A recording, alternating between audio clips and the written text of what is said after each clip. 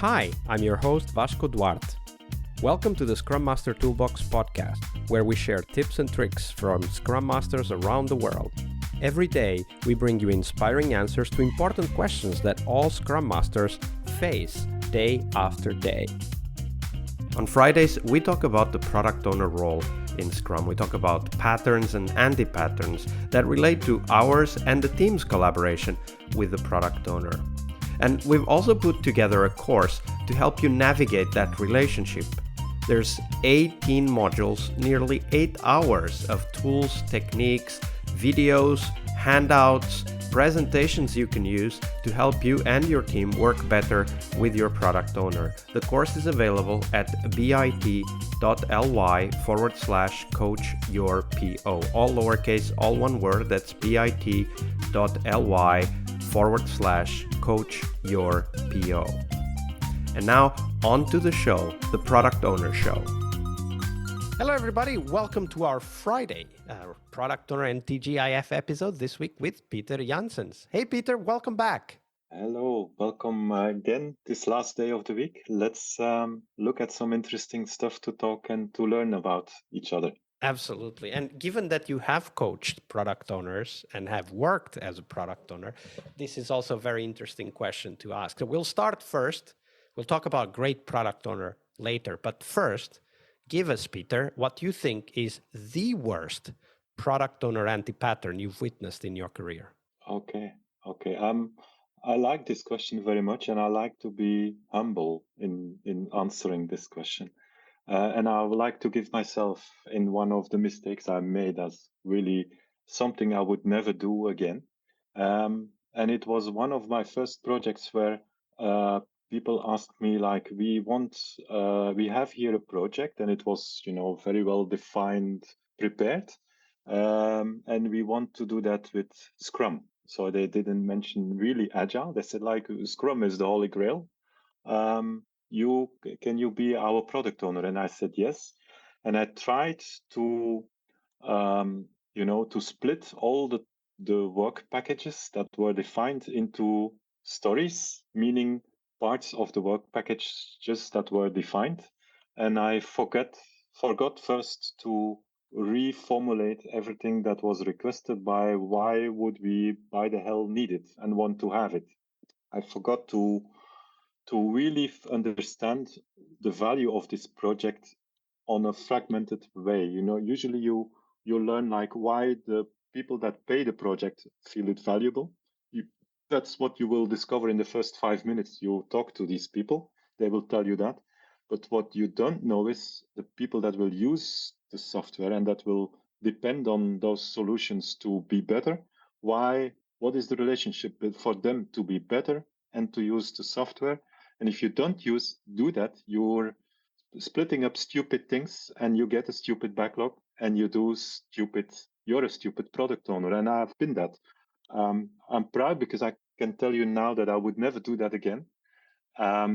And maybe, I don't know if everybody should go through this phase. Maybe it's typical for people that used to work in waterfall that you need to especially make for that project mistake once. managers. I've been there myself, so Yeah. I know how it is.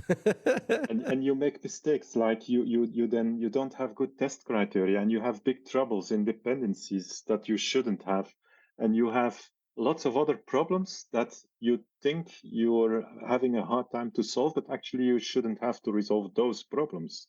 Actually, that's a very important point that we don't talk about enough, which is that when we take a decomposition or analytical approach to the product owner role, which is what you described, right? Like, okay, here's what we need to do. And then we go and kind of break it down into smaller chunks or user stories, right? That analytical approach creates problems that don't need to exist.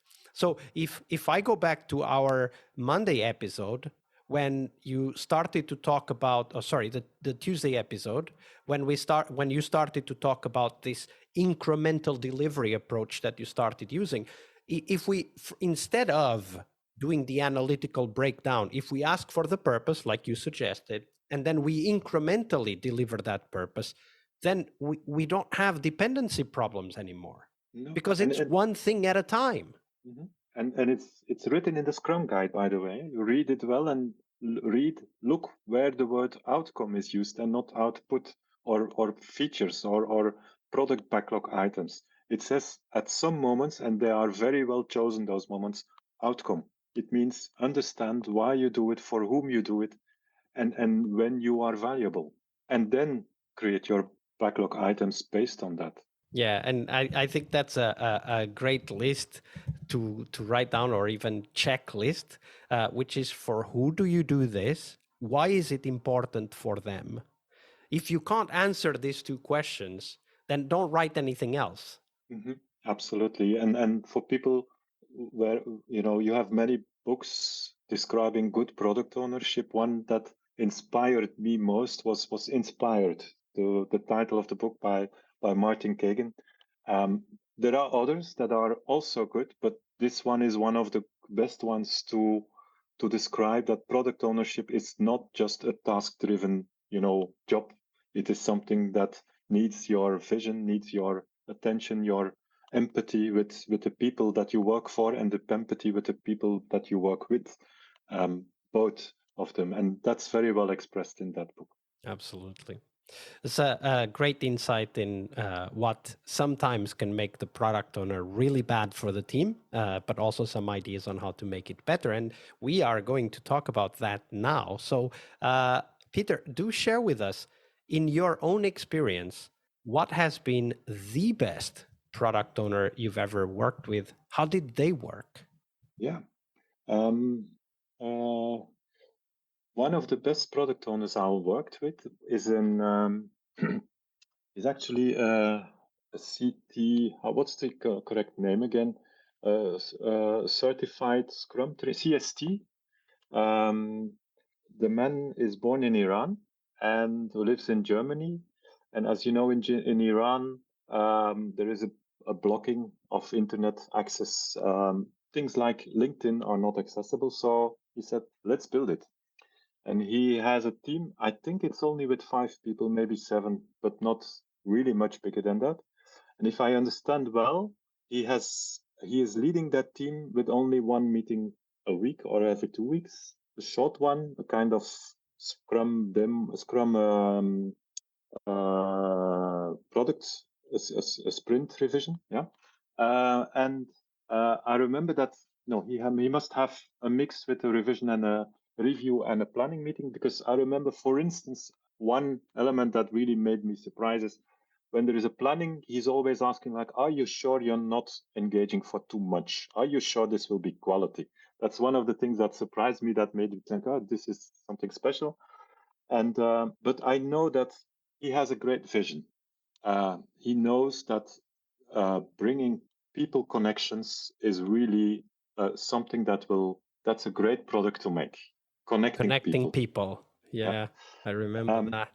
He is extremely adaptive. He has no roadmap, but he knows exactly what the goal is, and he knows every week, like, what is he's searching, like, what is the most essential thing that we need and that we are missing. He is very factual, and he loves. By the way, he's a doctor, medical doctor, and he learned me, for instance, what empiricism is, because in doctors, when you do surgery, I can tell you, he learned me how real empiricism takes place, and you better learn from the facts that you see, otherwise you will kill people. And he transposed that way of working towards agility and backlog management, and he's doing that very well. And then a last element is, even with those remote connections, these all remote meetings, he's never seeing his team. Somehow he knows and understands the people in the team so well, somehow. And this is an extreme, capability. If you are able to do that, it's a superpower that you have. You know the people you work for, and you know the people that you work with, and then miracles can happen if you give purpose and if you get commitment. Absolutely. And then miracles can happen if you put a group of qualified people together, give them a clear purpose, and then set them free. Perfect. That's it. Absolutely. What an inspiring story, Peter. Thank you for sharing that. We're getting close to the end, but before we do go, do share with us, where can people find out more about you and the work that you're doing? I'm not really a big publisher. I don't spend time in. I spend more time in conversations. So I'm very active in the local Ghent meetup, the Lean Coffee. Um, so that's where you can, let's say, have conversation where we can learn from each other. I used to attend lots of Agile conferences, but I've stopped a little bit, just because I started asking, like, Agile is not a goal as such. It's something that lives amongst us. That's very important, but it's not a goal. And I'm now investigating more other horizons that are different. So, but you might still see me in the Benelux, in XP days, for instance, or at Agile conferences. I will never stop attending them, but at a lower pace at this moment. Yeah, absolutely. So, out of curiosity, what are the other horizons that you are exploring now as a CEO? Um, I'm I'm really surprised so much. I'm part of the Visma group, and the Visma is really an expert in how you manage SaaS solutions. And SaaS is somehow a combination of all the things that I also breathe, because it's a, the type of products where agility is really coming to its right a lot, both in the creation of the product, but also in the way you need to do marketing, in the way you need to do business development. Um, it's where there is, I think, a huge link between what we know as Scrum and Agile patterns, and by the way, sociocracy. If you have the benefit of learning about S3, that's a combination that also you can recognize a lot, surprisingly, in doing good business. And this is one of the areas where I try to learn more about it, because it's so, you know, um, it doesn't make sense in the classic company to have a product department, R&D department, and a marketing and sales department. It's where you need to merge together. And this is, I think, a huge challenge that we can tackle better than other people if you're really familiar with true agility. This is like obvious for us. It's just a way of working that we need to find. And I'm benefiting And every day. end-to-end agile teams, right? Absolutely. Absolutely. You're responsible for the success of your product, not for your product, for the features. You're responsible for the success of your product. Indeed, indeed, absolutely. That's one of the things that I very often mention. Also here on the podcast, that's what Deming was saying already in the 60s and 70s, and then all the way up to the 90s. This concept of it's not enough for one person to do their job. The whole system must work well together. And when we separate into these different silos, that's something we use often in Agile. That's a word we use often in Agile. When we separate into these silos, we lose the opportunity of working together in a more productive way. We lose, as you were talking about in a previous episode, convergence. Mm-hmm. Yes, we lose the sense of value and the meaning why we do this job. We don't do this job to create features. We do this job to create impact somewhere else. We do this job to create impact somewhere else. That's beautifully said. Peter, it's been a pleasure. Thank you very much for your generosity with your time and your knowledge. The pleasure is mine fully. I really appreciated a lot your way of asking questions. Your guidance was really of excellent value. I would recommend you as a journalist, or I don't know how you would call yourself, to anybody in the world. Vasco is the name to get if you want a good interview that makes sense. That's great. One more week of the Scrum Master Toolbox podcast is over. But there's a lot more we have to share. We have developed our own membership site where you find a community of active and engaged Scrum Masters. In this site, you get access to exclusive content and get to interact with us, your podcast hosts, as well as the best Scrum Masters in the world.